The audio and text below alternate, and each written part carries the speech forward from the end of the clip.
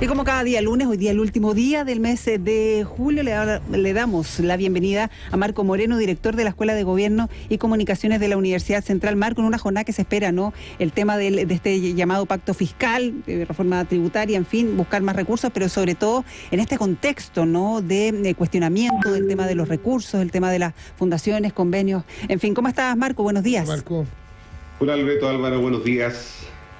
¿Cómo complejiza, no, esta discusión? A ver, el tema de la reforma tributaria, ya todos sabemos lo que pasó, se condicionaron varios temas a, evidentemente, tener los recursos correspondientes, gastos permanentes, recursos permanentes, en fin, pero en este contexto, ¿no? Recién escuchábamos a la presidenta de Bópoli, hay otros que se han bajado de discusiones justamente hasta que no saquen a determinado ministro, en fin. ¿En qué contexto se va a empezar nuevamente a hablar de algo tan importante como ahora un pacto fiscal, con todos estos ingredientes que minuto a minuto se van sumando? Se va mal julio, parece, para el gobierno, ¿no? Porque a la situación que señalaba ayer el ministro de Justicia respecto de que estábamos en presencia de actos de corrupción, ¿no? Concretamente, y con esas palabras, se suma lo que conocimos hoy día de parte del gobernador de Los Ríos, ¿no es cierto?, que señalaba que... Sí, tenemos algunos problemas de comunicación justamente con Marco Moreno, director de la Escuela de Gobierno y Comunicaciones de la Universidad Central. Decía, claro, un mal julio o mal final de mes para el gobierno por, entre otras cosas, lo que ha sucedido con el caso Fundaciones Convenios. Claro, además porque el pacto fiscal que se estaría presentando el día de hoy en detalle está condicionado también en alguna medida a la continuidad de Jackson en el Ministerio de Desarrollo Social. Así como condiciones, pues están pidiéndole gestos al gobierno. Se levantaron también de la mesa de pensiones, entonces, bueno, son temas que están relacionados.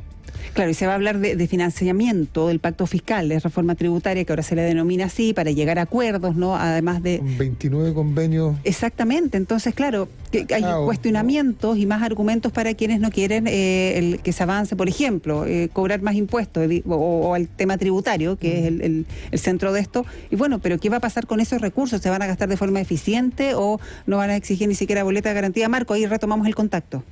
Sí, te decía, Loreto, que claro, estaba terminando mal el mes, el último julio, ¿no es cierto?, el último día de julio, porque a esta situación de que ayer el ministro, en una entrevista, el ministro de Justicia, catalogó de actos de corrupción varios de los que estaban vinculados a las fundaciones, especialmente a Democracia Viva.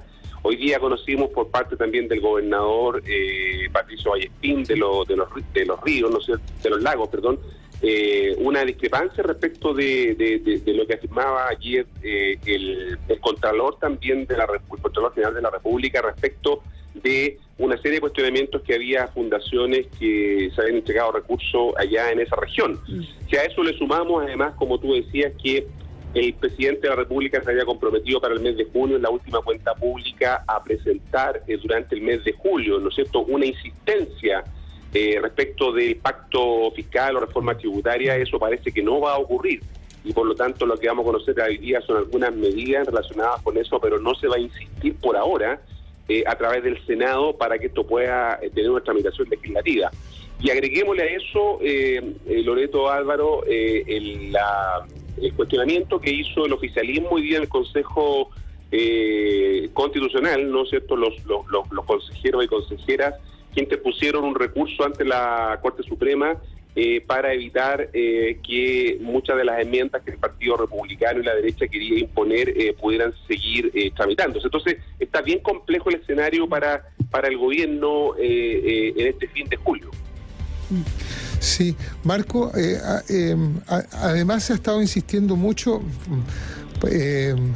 en la necesidad de medidas que impulsen el crecimiento, que impulsen medidas que corrijan una falta de crecimiento que es estructural y no cíclico. Por lo tanto, se está apuntando desde el lado de la oposición a temas que son más de fondo y no circunstanciales, digamos, que se ve bastante difícil contexto actual, con las mayorías, lo hemos discutido antes, con las mayorías o con la ausencia de mayorías relevantes en el Congreso Nacional y que tienden a estancar más que avanzar en temas de fondo, ¿no?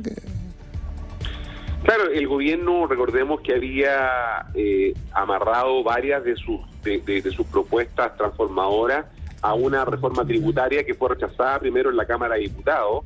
Eso ocasionó, ¿cierto?, que el gobierno se tomara un tiempo para intentar insistir que es el mecanismo que hay que usar, ¿no es cierto?, a través del Senado con esa reforma. Eso hoy día queda stand-by porque no sabemos muy bien si el gobierno en qué momento va a volver con esta insistencia, si va a seguir adelante con ella, y por lo tanto varios de los proyectos que el gobierno quisiera poder llevar adelante no se van a poder materializar. Si a eso le agregamos la dificultad que está teniendo la reforma de pensiones, porque como decía Loreto, algunos actores políticos están condicionando la discusión o el avance de esta reforma a la salida del ministro Jackson. Sí, se hace bien complicado entonces para el gobierno durante los meses que quedan de este año. Recordemos que el próximo año hay elecciones y el siguiente también, el ciclo electoral.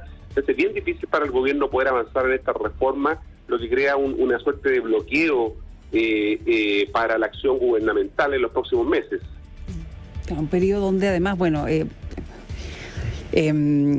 también el mapa político no va variando, lo hemos hablado cuántas veces ya de antes del plebiscito, incluso cómo va a cambiar como estaba la comisión constituyente, en fin, pero también están en curso, ¿no?, elecciones de partido, las mesas con más problemas o menos problemas para inscribir, por ejemplo, algunas listas en algunos partidos, pero también el mapa político se va determinando de otra forma, ¿no?, la participación en el gobierno, quienes apoyan o no al gobierno. Leíamos también el fin de semana a alguien que se avergonzaba de apoyar al gobierno, pero ese mapa político también está cambiando en cuanto a participación en el gabinete mismo, en las autoridades, pero también en los apoyos y en las directrices que se están dando.